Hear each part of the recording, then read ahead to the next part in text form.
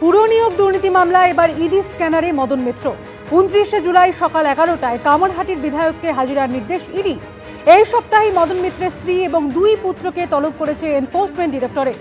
পুর নিয়োগ দুর্নীতি মামলায় আগেই বিধায়ক মদন মিত্রের একাধিক ঠিকানায় হানা দেয় ইডি এবং এই সপ্তাহেই মদন মিত্রের দুই ছেলে স্বরূপ মিত্র এবং শুভরূপ মিত্র এবং তার পাশাপাশি স্ত্রী অর্পণা মিত্রকে তলব করেছে ইডি এবং তারপর এবার ইডি স্ক্যানারে মদন মিত্র।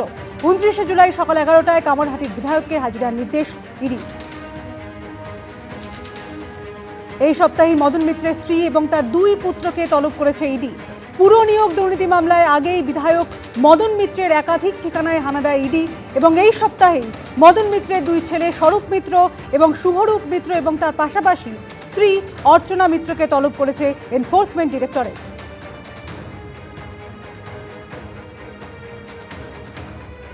এবার ইডি স্ক্যানারে কামারহাটির বিধায়ক Madan Mitra.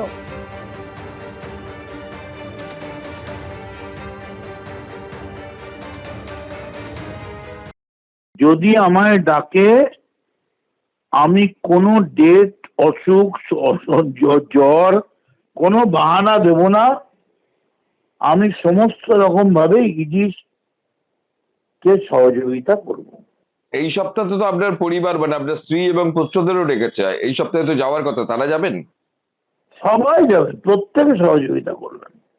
Central government agency official আমাদের ডাকলে আমরা ফুল সাপোর্ট দেবো। আপনার ক্ষেত্রে আমি গিয়ে সমস্ত কোনো আমি ডেট মনিটরিং চেঞ্জ করা কিছু চাইবো না। খালি আমি সমস্ত রকম I assure fullest cooperation. ED একটা government agency, central government agency.